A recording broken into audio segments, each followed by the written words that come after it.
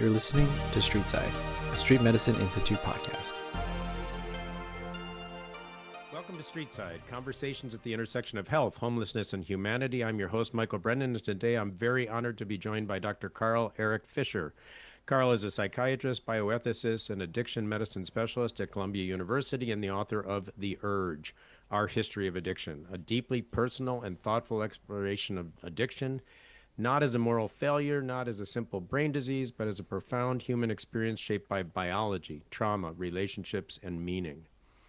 In street medicine, we meet people where they are at, literally and figuratively, and Carl's work gives language to why dignity, choice, and connection are not extras in care, but the care itself. Carl, welcome to Streetside. We're so grateful you're here.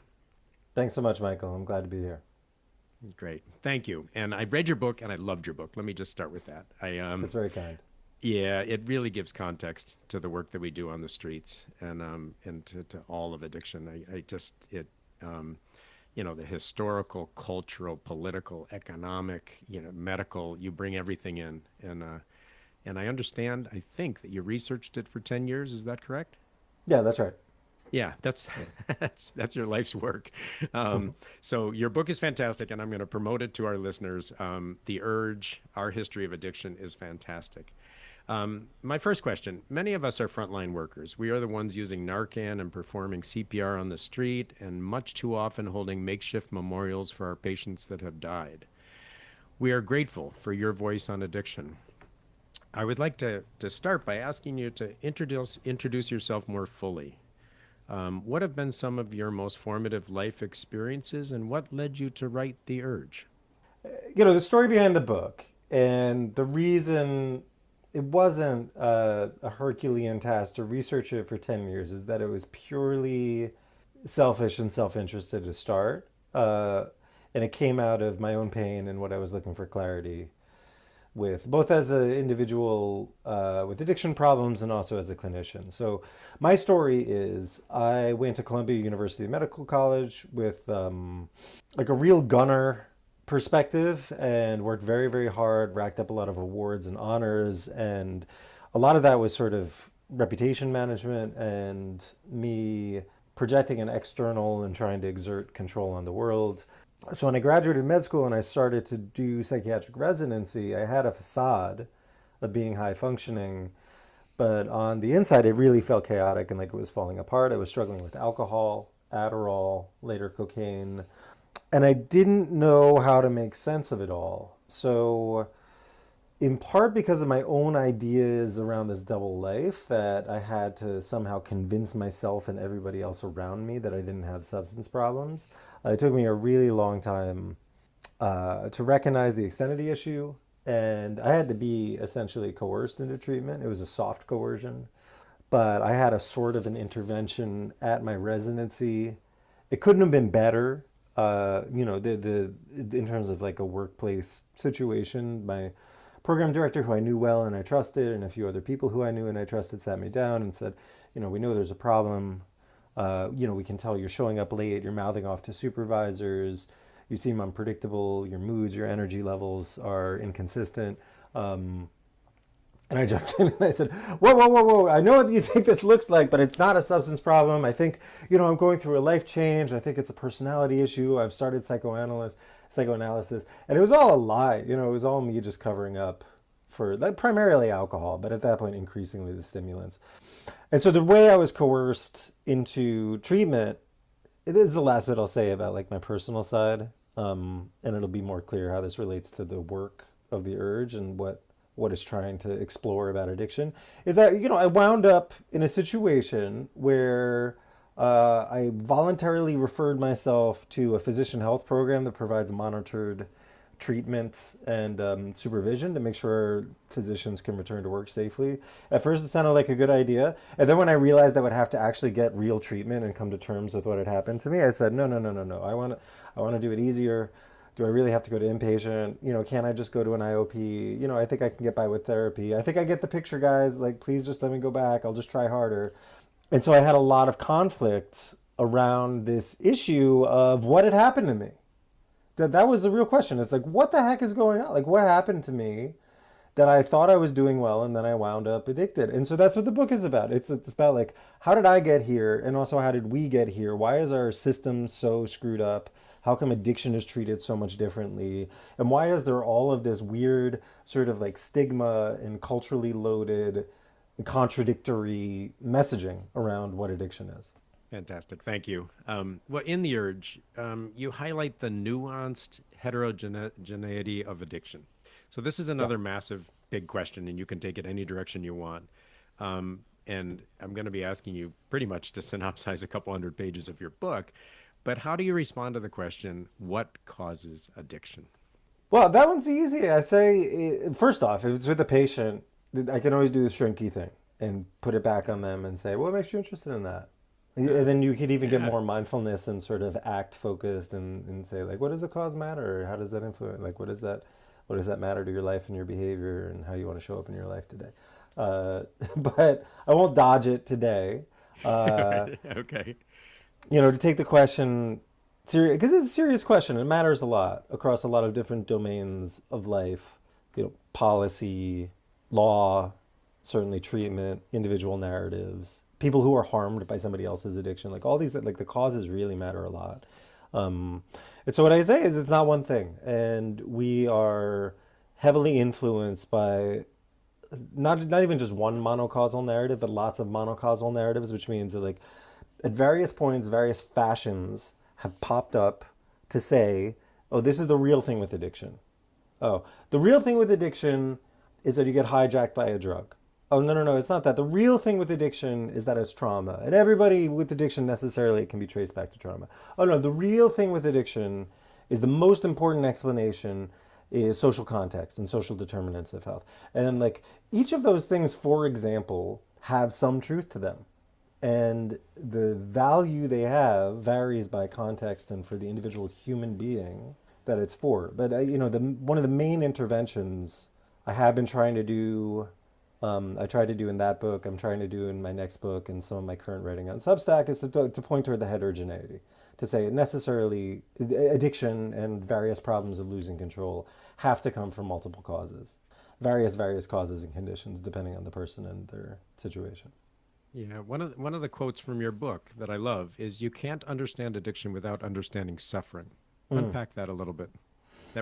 That's your voice. What are you saying there? How I guess folded in. Well, because you could look at it from macro or micro perspectives, right? I mean, yeah. In my own case, a lot of my drinking and using was driven by feelings that felt unmanageable. And that's common for a lot of people. But it's not the only reason. I think at the most simplistic, sometimes when people give a monocausal explanation of addiction, they say, oh, they're running away from their pain, or it's just avoidance, or it's just self-medication. Self-medication is a word that's used technically in some schools of psychotherapy. And I think it's narrow. I mean, there's something to it because a lot of people, especially when they get to really chaotic use and they really feel completely and totally out of control, a lot of times that can be because the alternative feels impossible to bear. But John Kelly, who's a researcher at Harvard, likes to talk about the different psychological functional reasons why somebody might use drugs and develop a substance use disorder.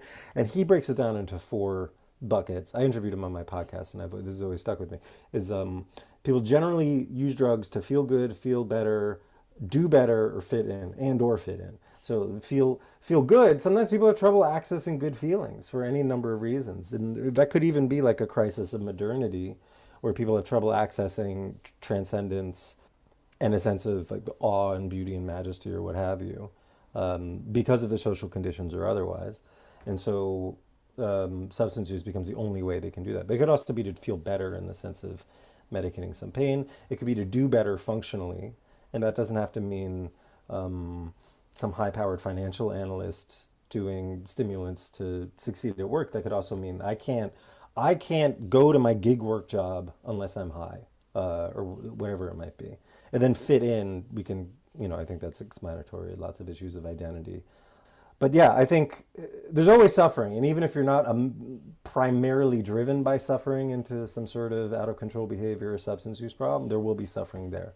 And the good suffering could be internal, or it could be imposed by the world that pathologizes certain kinds of use and uses drug use as a weapon to control people or to stigmatize people. So like suffering will get there one way or the other. Yeah, let's talk about stigma. It's huge, and you've said stigma isn't just interpersonal; it's structural. And where do you see stigma embedded in our healthcare systems? We could go down a whole this could be a whole day seminar. There's so many forms. The Yeah. example that comes to me is the one I use in the book, which is after I got to some relatively stable level of recovery, I got to the outpatient portion of psychiatric training. And that this is a point where psychiatric residents get to run their own sort of quasi-outpatient clinic under minimal supervision. So we get these intakes of people who come in to the residence clinic saying, "Oh, I need free or low-cost psychotherapy. Please help me." And there was this one guy who had like a mild to moderate drinking problem and was getting by as a graduate student in a New York area program. And my supervisor said, this is a person who's having like 5 or 6 drinks a night, not even necessarily every night. It's not great. He had some consequences, but not life destroying. Nothing like what your regular listeners encounter. And then, assuming your regular listeners are mostly people who are working street medicine or in touch with that world. But I took the case back to my supervisor. I was excited, thinking like, oh, this is somebody I can help, and I'll start to learn more about substance use disorder treatment, et cetera, et cetera. And she's like, oh, he's way too severe for our clinic. And I thought to myself, way too severe? I was in this residency program drinking much more than this. What do you mean he's too severe? And the most important part about that story is that this supervisor was a very thoughtful and committed clinician, and I think was more reflecting a kind of structural messaging and programming that had been conveyed within so-called mainstream mental health treatment, so-called mainstream general psychiatry. Sometimes people use as if substance use care is somehow split off, because it is actually, but it shouldn't be.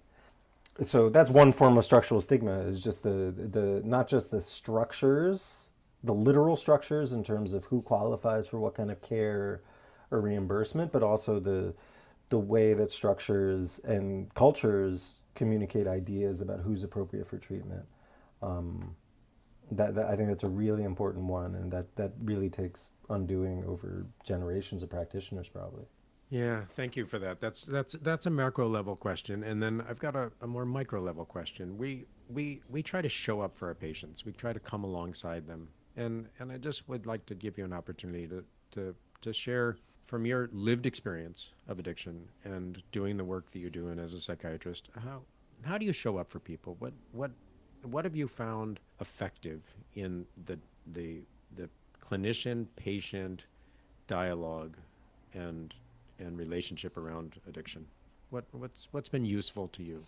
The primary thing that guides how I show up is not even relevant to the addiction. It's just about how I care for myself and my own intention and my own self-care as I come into treatment. There's an exercise from ACT I like a lot, where before you start to work with a client, sit down for a bit and think about all the twists and turns their life path took to bring you to that moment. And that can be done in a minute. The person in your waiting room or virtual waiting room in a regular psychotherapy situation might have been waiting that entire week, might have talked to their partner the night before. I don't know what's wrong with me. I hope, maybe they might have had it kind of postponed any number of times, like, oh, maybe you should talk to this person about it, etc. Like I think all clinicians of all stripes across many different settings, we can discount just how important we are to our clients, even when they don't show up seeming very like tuned in or thankful. Sometimes even in online psychotherapy, and this is now like a new domain of online psychotherapy, is when somebody seems distracted or is maybe multitasking, or they're not fully showing up. Like early in the pandemic, everybody had to deal with the question, like, what do you do when somebody vapes on a Zoom call? And like, that's not because they don't care or they're disrespectful. It's because it's painful, and they're looking for usually looking for something to modulate their experience. It's difficult to say sometimes, I think, in more harm reduction and public health oriented spaces and I consider myself part of this camp for whatever that's worth. Sometimes people want and need to be challenged. And as clinicians, sometimes we have expertise to offer in terms of making a clear diagnosis and recommendation. I don't walk around saying you're an addict, you need God, you need the 12 steps, you need this, you need that. I mean, we've had plenty of that for decades and decades. And I describe that in the book, how decades and decades of one size fits all, really harsh practices, abstinence only treatment, skepticism about medications, it's been really harmful within medicine and the broader cultural understanding of how we take care of addiction. Um, Sometimes there's a time and a place to say, for example, I'm really concerned about you. Have you considered this or that? I think sometimes people who are very compassionate and they are in more of a harm reduction space are kind of tentative about that. And then, of course, there's some people who are too pushy, and they need to work on holding more space. And so I think that's really about discretion, right? It's like discretion about the kind of person you are and the biases you bring in, and it's discretion at the moment to moment level of like, what does this person actually need right now? Can I put myself in their shoes? Which is so challenging, right? And it's all individualized and customized to the moment. And I appreciate that. I wanted to share with you, I'm reading Anthony DeMello's book, Stop Fixing Yourself, Wake Up, All Is Well. And he makes the point that our attachments cause suffering, and that if we were more awareness would bring us some healing. But not only are most of us striving to fix ourselves, but we also get into trying to fix, save, rescue, or heal others. What are your thoughts on that? Like when in that what you just said about like how you show up, like sometimes you need to challenge and push and be directive or prescriptive, and I'm wondering about like in that dialogue, boundaries and what guides you when you need to push and when you need to lay back. And I'm assuming it's the patient's response and you're the gestalt of the situation. Is that accurate? Yeah, on a first pass, I think that's accurate. I think it's hard to generalize, and of course, the people listening they're listening to this rather than some comedy podcast, right? Yeah, so they care, right. and they probably have ideas We hope. about like Yeah. what is my orientation, and people have a sense of who they are as a clinician, and maybe it's evolving, but it's not for me to say which way or the other. But I think sometimes challenge. It doesn't have to be a prescription or a recommendation. It could just be a question. I think about just asking tough questions. One line of as somebody who's more sort of mindfulness and Buddhist oriented, I think one line of really tough question that I often find myself doing, which is common to a lot of other types of psychotherapy, is why are you prioritizing comfort? Like what is the problem with these tough feelings? That's a very, very challenging question. That goes to the heart of some very deeply held cultural assumptions about satisfaction and pleasure. We could trace it all the way back to, and this is not to knock anybody's religious tradition, but there are religious traditions within the United States that say if you're sad, if you're disturbed, then that's a sign of not being godly or not being in touch with divinity. And I think that can be very tricky for some people. That can be really difficult. So like one line of tough questioning can be, what is worth showing up for even if these hard feelings stick around? Or why are you working so hard to try to work on these hard feelings? Another line of tough questioning could just be, what actually matters to you? Okay, this kind of sounds like bullshit. Like what really matters? Like what are you really working toward? Like, okay, this is today, tomorrow, whatever, but what, and that doesn't have to mean I'm prescribing anything. It just means I have an intuition that there's something to unearth there. It's about meaning making, right? And all of us have to struggle with that in our lives. Like, where do we find meaning and purpose? And I think that's a powerful question to be asking folks, and it really can give you a lot of insight into how to work with them. I'd like to talk about recovery. Paraphrasing from your book, recovery isn't just stopping a substance; it's rebuilding a life. I'd like to ask you about your own recovery, and I'm particularly interested in the role of Buddhism, meditation, and yoga in your ongoing well-being, and how those have helped you to flourish in recovery. Mm-hmm. Yeah, I cared about Buddhism for a long time before I actually entered recovery. I had a sense right out of college that I wanted to study Buddhism, and I went to live in Korea for a year, in large part motivated by that. It's funny, I had this sort of Orientalist idea that I'm going to go find the teacher, and then I wound up in Seoul, and it took this long subway line connection out to some monastery that was out on the fringes, really far away. And I walk in and I'm looking forward to meeting the teacher at the International Zen Center. And it was this white guy from New Jersey. He grew up 20 minutes away from where I grew up in New Jersey. And I was like, ah ha ha, this is an interesting message from the universe. Yeah. But when I went back to New York City for med school, I really lost touch with that tradition. I lost touch with that sense of like a container for my life. I had really committed to that life in certain ways, that practice, to making it a part of my own personal development and development as a clinician. That was really important to me. And then I completely lost touch with it. So a gift of recovery was very simply just the stability to clarify and then re-engage with what I knew already mattered to me, which I already knew mattered to me. And so once I got sober, I got curious again. And I thought to myself, and I described this a little bit in the book, the program I was on was a 5-year contract where you get treatment and monitoring to make sure the physician's okay to practice safely. When I went to rehab, where they had a special health professionals track, there were a lot of people who were back for the second, third, or even fourth time who had relapsed right after that 5-year line. Once the external control was lifted, boom, right back to really disordered use. Sometimes it happened right away, sometimes it took a while. And I'm sure there's some people who returned to moderate use and were fine.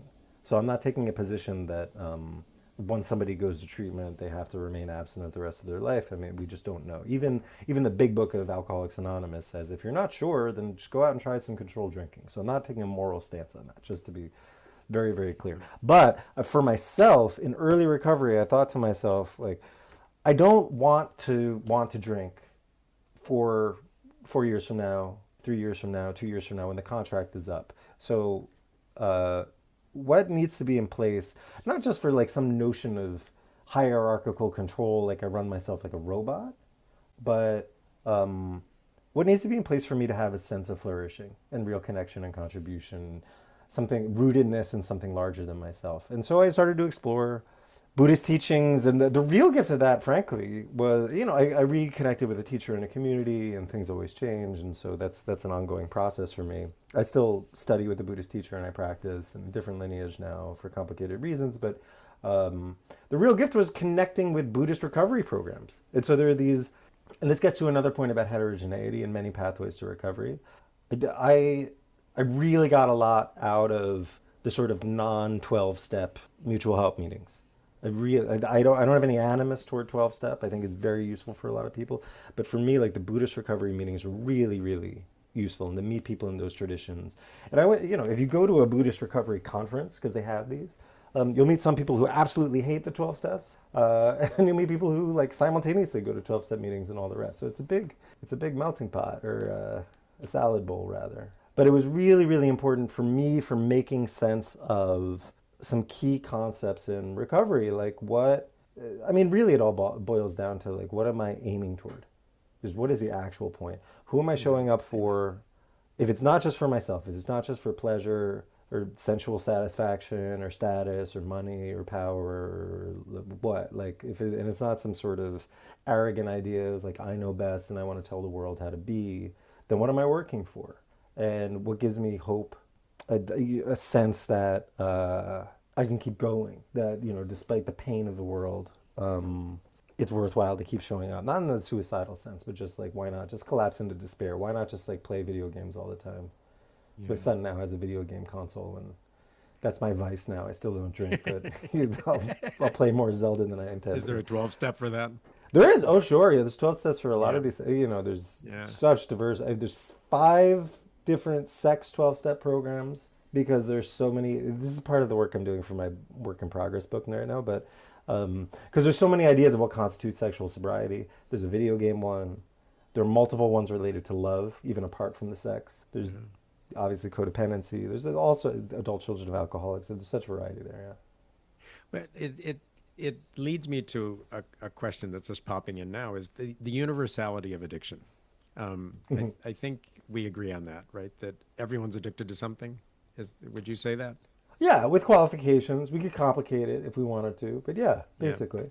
Yeah, I mean, it might be a healthy addiction, addicted to exercise or carrots or whatever, but we all have our little our creature comfort addictions, and food is a big one for a lot of people. And Mm-hmm. if we accept that there's this universality of addiction, and we all get into these dialogues in our head, like you talked about it with your addiction at the beginning, that you were trying to convince yourself otherwise. And I've had personal experience of this as well, that you set boundaries on your whatever substance you're taking in, and you negotiate and you rationalize and you justify, and you're kind of in your head on it, like, and having Mm-hmm. these, this internal dialogue and struggle. And I just wonder about that with everyone having some insight into addiction, and everyone struggling with it. It just, I guess what I want to say is, your book is really important for all of us to read,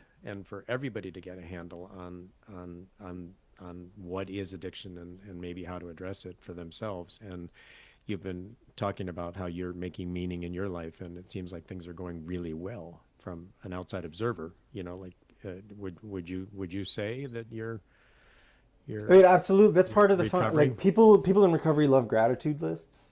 Uh, Um, it's something I've done and maybe could get back to. There's some positive psychology research on it. Yeah, I'm the classic case of somebody who has a lot of the externals in place and can still get into a real morose sense of woe is me, what's the point, or et cetera, et cetera. So I would never claim to be free of that in any way. And I think it's very, very, this is the practical thing that I think can come out of recovery practices and a lot of spiritual practices, or you just call them like personal development practices, that, just reflecting on what's good there is it's a very useful thing to do. yeah, that's great. My wife's been keeping a gratitude journal every day for a decade, and I started the practice, and it really helps. It really helps Yeah, to just ground yourself in gratitude every morning. I yeah. love that. So here's a question: if someone is struggling with addiction that's listening, or loving someone who is, which from what we just said would probably be all of us, what do you most want them to know? Well, you said you can get in your head with lots of rationalizations and denial or other ways of analyzing. And I think that's right. And I've seen so many times people get into an exercise of trying to figure it out. Like, figure out, like, what's wrong with me, figure out what I need to do. For a lot of people, this is accentuated now. I think this is actually no small thing, that a lot of people are doing this with LLMs in AI chatbots, where rather than going to a human being, they will Mm, go to the internet and ask, how much should I worry about this? And I've seen this with multiple patients. yeah. They say, I think I'm having, here's just an example, I think I'm having some alcohol withdrawal. How much should I be worried about this? And the chatbot will say, oh, you should be very worried about that. You should definitely check it out. It says very confidently, here's why. Then the person responds and says, well, I don't want to do all that. That sounds really dangerous, and I might have been over-reporting a little bit. Maybe it's not withdrawal. And then the chatbot says, oh yeah, probably it's not. It's probably not withdrawal. Don't worry about it. Like, these are very sycophantic things, A even little if they're not. affirmation of our denial. Yeah. And people Yeah. just go to talk to the robots. My point in saying that this is not the only problem, and I think, I'm not here to like give you some polemic against AI in whatever form it takes, so-called AI. But the danger is only an accentuation of the pre-existing danger that was accentuated during COVID, that has been ongoing throughout the increasing sort of alienation and rootlessness that we find ourselves in, and the way we turn to screens and technological devices, where people get more and more individual, which is already the cultural danger, especially in the US, but throughout the entire modern world, is that this is my problem, I need to solve it. And so the answer, the immediate answer that comes to me, it sounds kind of simple and pat. I think it's one of these simple but not easy things, is to find someone else. It doesn't have to be a mutual help program. Um, there are many support groups and resources available, even for people who are the loved one of someone who's struggling with addiction. Al-Anon is an example. It's not the only one. My colleague Carrie Wilkins has a nonprofit foundation that's built around this new thing called Invitation to Change. I don't have any sort of financial interest in it. I'm just sort of mentioning it as one example of this is actually more of a harm reduction oriented perspective on, like, what do you do if your loved one is suffering with some sort of problem, and has messages in there like behaviors make sense, and what does it mean to say self-care? Self-care is watered down in like modern consumerist spiritual marketplace bullshit. But there is a meaningful version of self-care. How can I orient towards something that's actually meaningful and not just me buying a product at Whole Foods or something? So I think it really comes down to community and connection with others and like getting it out of the individualized frame. I think in a lot of cases that's really essential. Can you do it by yourself? Sure. Sometimes I see people who sometimes kind of make an improvement themselves by themselves, but why?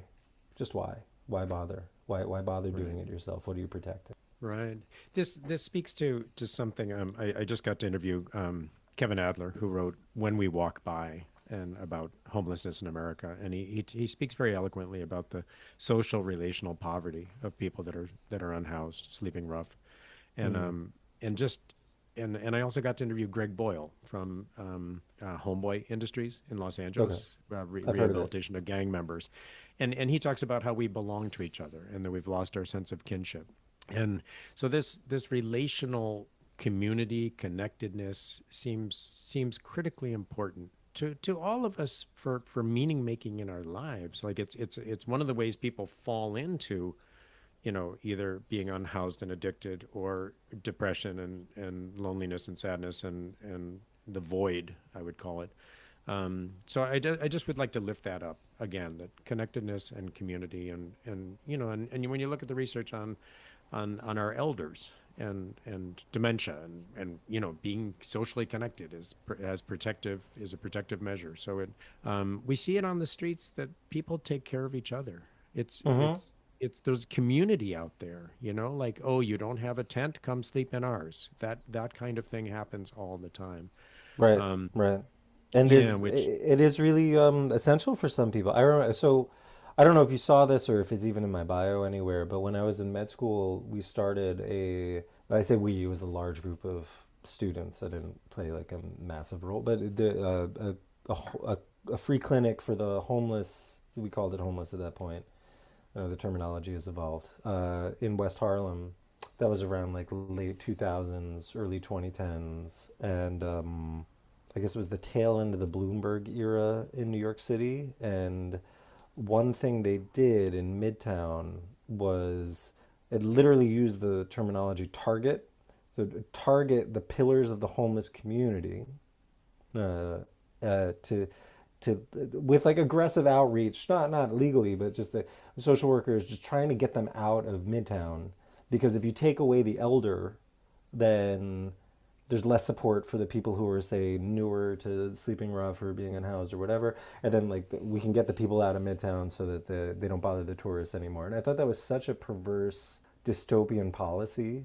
Like, of all the places to put resources, you actively try to disrupt the homeless community. And of course, it's gotten much worse since then with raining encampments and all the rest. So the criminalization of homelessness, but I think like there is a way, and it can't be overstated for people in these communities and also for the broader human population that we're all members of, that it can't be overstated how essential co-regulation is. I think there's so many social and cultural forces that very powerfully give us a contrary message, and we can recognize it right now. And most people listening right now might be saying, "Oh yeah, we co-regulate," but there's such powerful social and economic incentives, especially in the United States. This is part of why I wanted to write like a century's history, is that the history of individualism just by itself, just individualism, alienation, atomization, and the way that functions, like that happens for a reason. Like there are people who benefit from that.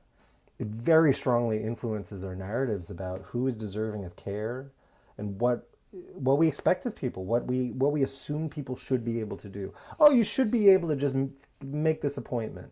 Why can't you just show up where you're supposed to? Why can't you just accept the housing that we're offering you? I think that's deep in the American psyche, especially. Yeah, and problematic. So thank you, Kevin. Not Kevin. That's Kevin Adler. You're Carl. Sorry about that. Well, we're wrapping up. So I have just a couple last questions. What's the question you wish I had asked? What else would you like to say to our listeners? Anything?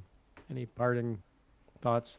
Oh, I don't know. You know your audience better than me, and Yeah. I'm curious to know just what's on the top of your mind and what's most alive for you right now. Yeah, well, co-regulation is a new word for me. I love that. So that's what's on the top of my mind is I'm going to go, talk to my chatbot about co-regulation. What? Well, I'll give you a Yeah. quick take. So this comes up a lot in love addiction. There are some addiction theorists out there who talk about addiction as an attachment disorder. And attachment is one of these ideas like narcissism that has gotten so twisted by social media and TikTok and all of these like pop psychological takes on it, but there is a core of truth there. So attachment theory does describe certain patterns and certain ways of being where one of the key tenets is that human beings are built to co-regulate. We don't regulate alone, and it's much more efficient and often much less painful.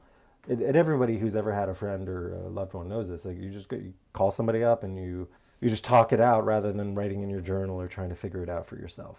Yeah. This is essential. And so sometimes when that need for co-regulation is not met, either because of some sort of issue in an individual's life or some sort of structural problem that disrupts the opportunity to connect with other people, then some individuals will turn to addictive relationships with substances or other behaviors. Now, the danger is it gets too far into the monocausal narrative, and people say, like, all addiction is Hmm. an attachment disorder. Some people do that. I think that goes too Yeah. far. But the reason some people do that is because a lot of other people discount attachment. They say, oh, that's not real science, or it's pop psychology blown out of proportion. I think it can be very, very clinically useful to recognize, like, to what extent is this an unmet attachment need as opposed to like an individual person's problem? I think about that all the time, especially since I've been working on this new project. So Well, it's tell been us about helpful your for new me. project. What's your next book? What do you got Oh cooking? yeah, well, so hopefully it comes out. I don't even want to say when Another it's 10 years due. of research. I don't even want to say when it's due or when it's supposed to come out, but I'm working at it's I announced it on my Substack and it's out there. So I'm writing a book that is tentatively titled "Can't Put It Down." The subtitle is Everyday Addictions in Our Search for Self Control. And the thing I'm interested in exploring is what do we mean by loss of control or diminished control? A lot of people feel out of control. We feel out of control individually, like my relationship with my phone is completely fucked, or they think socially, I am out of control. Like the world is out of control and I don't know my place in it. I think AI will take my job away. I don't know what to do about this president or about this situation or whatever is happening right now. And it's really scary and overwhelming for me a lot of the time. Uh, Everything I just described, even just the basic level of why can't I put my fucking phone down? I don't know if you can curse on this podcast, but I'm doing it. Well, we're gonna have to So make it explicit. We're gonna have to just like click we're the gonna have to E. click that box on Spotify. Click the E. Don't Yeah. forget to click the E. I know that for my Yeah. own stuff. Yeah. Yeah. So, the question is, what does that really mean? Because we've been invested. This gets back to the themes in my first book. We've been invested for various reasons with a binary view of control. Either you're fully in control or you're not in control. And this is dehumanizing, in fact. It's a narrative about addiction that, like, either you're addicted, which means you're sick, disordered, brain disease, or the assumption is you're a healthy human being and you should be a totally perfect, liberal, rational, liberal in the classic philosophical sense, liberal, rational agent who should be able to run your life. And if you don't maximize your time, and if you get fired, that's your own damn fault. You should just hustle harder and maybe pick up some Uber shifts on the weekends if you can't pay your rent. So there are individual factors. There are design principles that, for example, make gambling addiction really toxic right now. A lot of my young clients are struggling with gambling.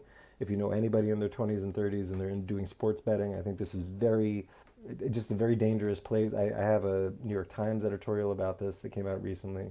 Um, but if we make it only individual and we resort to this like sort of like cheapened dopamine narrative, like, oh, our minds are just getting hijacked, we miss the bigger picture. We miss the economic, social, and even spiritual implications of what it means to lose control. So my intention is to share about this a bit as I am in the writing process on my Substack and kind of road test ideas and see what is most useful to people, and then I'll eventually write the book and it'll eventually get published. But if people find any of that interesting, I'd be happy to.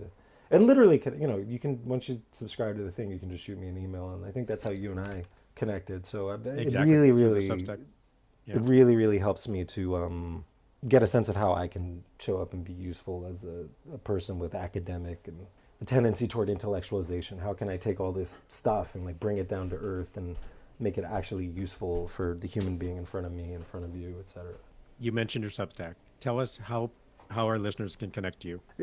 Yet another platform. You know, we're surrounded by platforms, but this is, I think, a somewhat useful platform, and it's got interesting clinicians on there too, not just me.